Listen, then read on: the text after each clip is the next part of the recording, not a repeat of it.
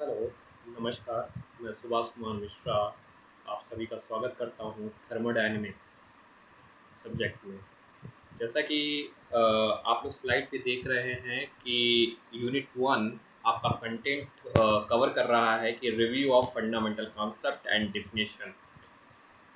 ये ऑनलाइन के माध्यम से आपको कंटेंट और इससे रिलेटेड टॉपिक के बारे में मैं डिस्कस कर रहा हूँ और आप तक सारी जानकारी किस तरह से क्या सिलेबस है, क्या डिज़ाइन किया गया और हमें क्या पढ़ना है, वो सब मैं आपको बता रहा हूँ।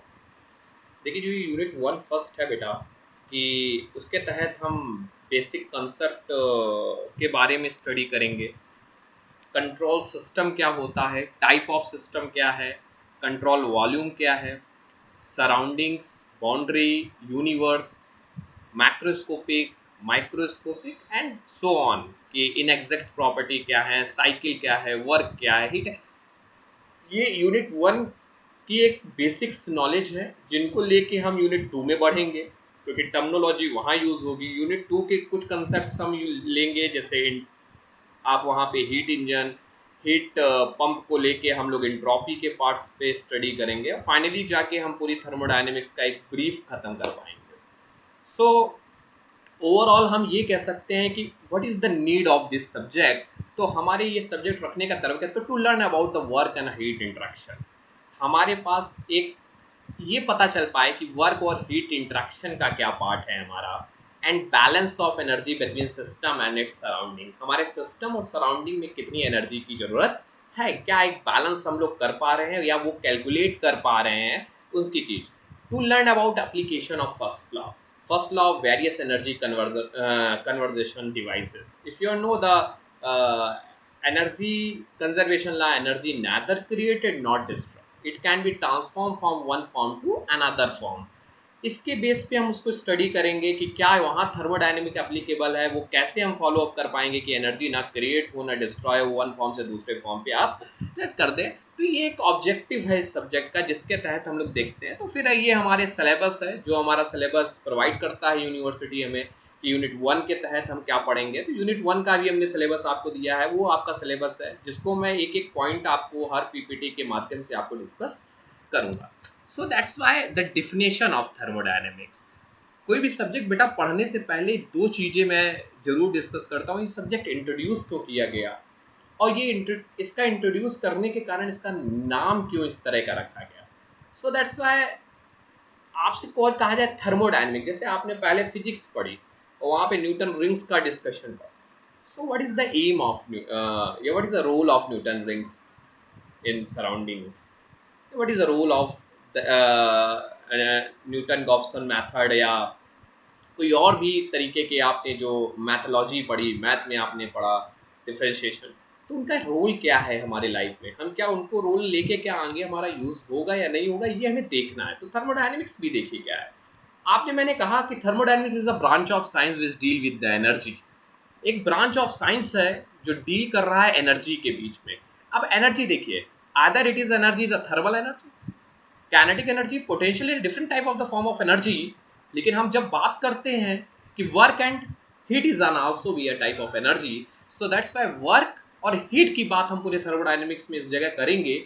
और जब इस जगह की बात को हम डील करते हैं, जब मैं स्टडी करता हूं साइंस के माध्यम से, तो that is called thermodynamics. The definition is not clear. Sir क्या एक ही लाइन में डिफिनेशन आप कह देंगे कि thermodynamics is a branch of science which deal with the energy, क्या वो एनर्जी को डील कर रहा है तो थर्मोडायनेमिक्स है? तो मैंने कहा एक डेफिनेशन और देता हूं, thermodynamics is a branch of physical science that deal with the various phenomena of energy related to the transformation of heat into other form of energy.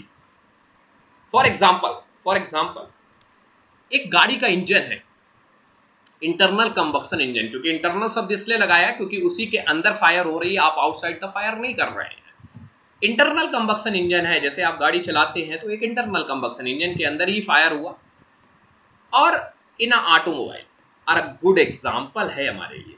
तो क्या करते हैं, इसी ये आग कहां से लगी, आपने फ्यूल डाला, फ्यूल इज बर्न्ड, फ्यूल वहां अंदर सिलेंडर के जला पिस्टन सिलेंडर अरेंजमेंट से, and chemical energy is liberated by the fuel. वो केमिकल एनर्जी, जो केमिकल्स हैं उनके द्वारा फ्यूल कुछ एनर्जी दे रहा है और जिसके थ्रू हमारा क्या हो रहा है, शैफ्ट वर्क कर रहा है, शैफ्ट हमारा घूर रहा है, गाड़ी मूव कर रही है।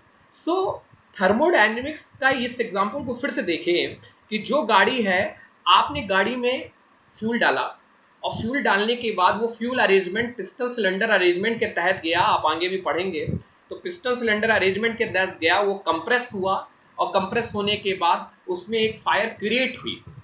क्या हुआ कि डाला आपने था, कोई केमिकल कंपोजिशन था फ्यूल का, और लास्ट में एक ऐसा प्रोसेस हुआ कि फाइनली क्या हुआ, ये आपको फ्यूल बर्न होके एक फ्यूम मिला आपको, एक मतलब नहीं, एक थर्मल एनर्जी फ्लेम के रूप में मिला। वो थर्मल एनर्जी आपको क्या हुआ कि उसको उसके इतनी पावर थी कि आपके पिस्टन को मूव करा दिया, क्रैंकशाफ्ट मूव करना, आपके पहिए मूव करने लगे।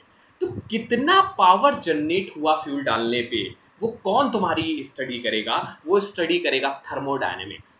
कितनी एनर्जी उसने पिस्टन के अंदर बनाई और कितनी एनर्जी उस क्रैंक शाफ्ट पे गई उसको घुमाने के लिए, that is study with the help of thermodynamics.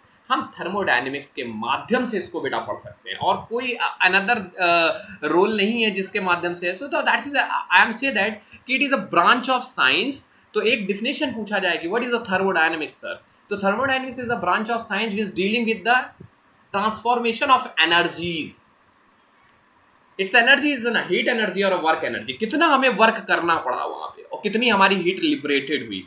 जैसे just like example of internal combustion engine, हमें कितना फ्यूल देना पड़ा, कि फ्यूल देने के बाद वो कितना बर्न हुआ, कितनी एनर्जी उसमें जनरेट हुआ, वो एनर्जी कितनी गई क्रैंकशाफ्ट पे, वो सबका कैलकुलेशन, कितनी इफिशियंसी है उस इंजन की, कि ज्यादा, ये तो नहीं कि फ्यूल ज्यादा दे रहे हो और वो चल नहीं रहा, इफिशियंसी कितनी है, and that is calculated by with the help of this subject is known as thermodynamics. So second, what is the thermodynamics?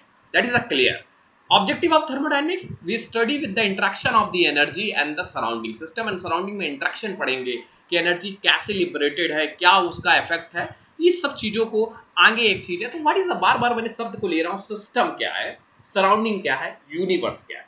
देखिए पीपीटी में बहुत चीजें लिखी होंगी, मैं सिस्टम को समझाना चाहूं तो मैं तुमसे कहूं कि जस्ट लाइक सपोज एक बिल्कुल बेसिक बात करूं कि system is just close boundary, this is a close boundary, and close boundary के तहत सिस्टम की बात जब मैं करता हूं तो सिस्टम मुझे समझ में आ रहा है जब हम किसी पर्टिकुलर एरिया पे हम फोकस्ड करने लगते हैं, हमारा इंटेंशन सिर्फ उसी पार्ट पे ही केंद्रित रहने लगता है उसके प्रॉब्लम को एनालाइज करने के लिए।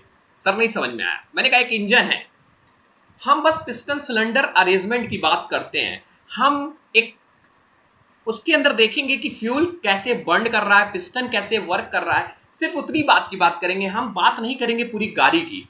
तो मेरे लिए उस समय वो इंजन क्या हो गया, सिस्टम हो गया।